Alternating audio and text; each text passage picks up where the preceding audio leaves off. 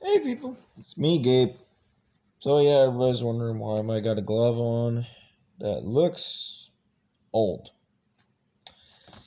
So here's the thing, I've only got one. Couldn't find the second one for this. Because if I found the second one, I would have told you. So here's the reason I've got the glove on.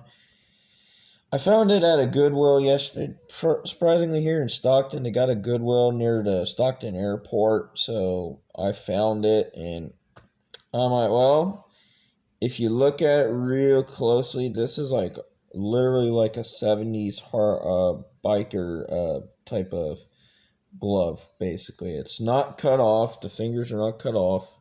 Here, I'll even take it off just to show y'all. Yeah, I've got my ring on. Always wear the ring. So if you look at it, this is all original. It's all stitched. It's like knockout gloves, kind of. But it's a Harley glove, because what you notice right here is it's got padding for when you have your hand on the throttle for a motorcycle. So what everybody has to notice about these old gloves, this old glove, I like it. So anyways, that's not the reason why I'm talking today. I've noticed for the past month, since December, since the end of 2022, I've got a few I don't know how many subscribers I've got, but I know I've got the one, and I know I have my teacher, so I have 2 subscribers. But I noticed one thing. I don't have it. I'm not really popular on YouTube or anything like that, so everybody's like, are you going to quit? No. I'm not going to stop making YouTube videos just because people don't like my content, per se. Because people don't like my content because my content is basically a little different from the rest of y'all. And it's like I tell people, I don't stop making YouTube videos just because nobody likes it. I do it because, people might like it over time. I don't know. I've had my teacher subscribe to my channel. I've had some person subscribe to my channel. I don't know who they are and what their name is. All I know is they subscribe to my channel. So I noticed something in my Easy Rider magazine today. I noticed it had a Vietnam vet story in it, so I'm going to read you all that today as soon as I can find it. It's called, basically the headline is called Vet Voice by Sarge, S-A-R-G-E, Sarge. So, we're going to read about Sarge. So we're going to read what he's got to say about what he hears from Vietnam. Shit. Gotta love these old magazines, right? Because you sit there and you open them. Yeah, if everybody who doesn't know it, I have to wear glasses to help me see when I read. Well, unfortunately, my eyes aren't as good as they used to be. Because, even before I had glasses, I couldn't even see the words or anything like that, so it was hard for me to read without my glasses. So, alright. Yeah, and they're blue. I got it, and everybody's like, well, they look used and old now. Because, they're starting to wear out. They basically got a few issues. I'll even show you real quick. They got glue right there, because I had to glue my glasses case back together. All that stuff, so it's been kind of a rocky road. So anyways, let's get to today's topic. And anyways, like I'm going to tell you now, make sure you hit the subscribe, like, and comment, and make sure you hit the notifications. If you really like my videos, share it with your friends, because, my content's not as interesting as people like, but I'm sorry, what everybody has to realize, I'm going to get really into this real quick. What people have to realize is, I do my content different from everybody else's, okay? I like to show my face, okay? I may not have, a good-looking face like everybody does on YouTube, but my face, it really doesn't bother me that much because I don't let it bother me because it's like everybody's like, oh, you know what? Does it bother you? Nah, it's just the way I look. I look exactly like my dad. I've got my dad's face. And yes, everybody's like, oh, did you get... Yes, I've got new Easy Rider posters. I printed them out. They're not the actual... Well, they're the actual thing.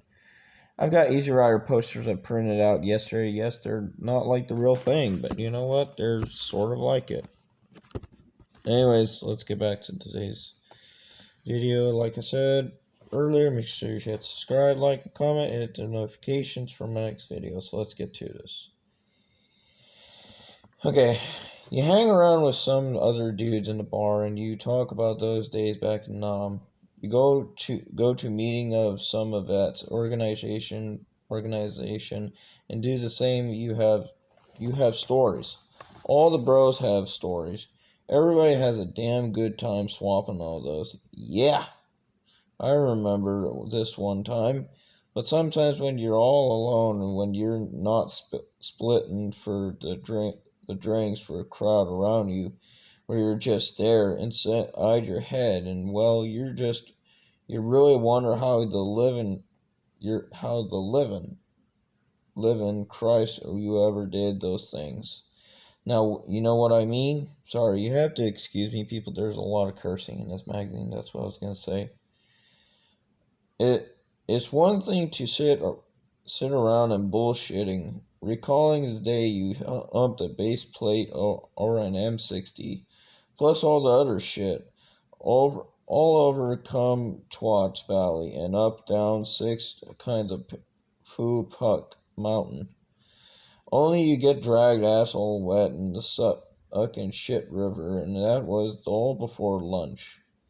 All grown up at the 19 and 145 pounds or nothing. You really did that every frickin' day, and come on, you know damn well that today, if you're normal, you're good for maybe 10-meter flat-footed sprint up to the crapper, motivated by diarrhea, weighted down only by the last can of brew you traditionally hastily lit a cigarette. Yeah, and we all think back of those days, wondering how the hell we ever were able to do what we did. But there are some others who ought to right now to be wondering how they ever did what they did. I'm not talking about people who humped it, who made it through a year or two of hell, who remember hanging on for their lives, or who lived like rats, who depended more on the strange dude next to them than they did ever depended on anybody. I'm not talking about people who shoot it out face to face with an enemy like we did. I'm not talking about people who had to pick up this cradle in their arms that a broken body of this 18-year-old kid from anywhere. Suddenly I turned best friend. No, man, I'm talking about those people. I'm not talking about those people. I'm talking about the Gucci shoed bastard who made Agent Orange. I'm talking about people who knew they had poisons of the worst kind in their hands and sold it to us as clean. I'm talking about people to whom profits mean everything. Screw morality. Fuck patriotism. To hell with the human beings. Let's fill those offers. Live it up. No matter what it costs, as long as it costs somebody else.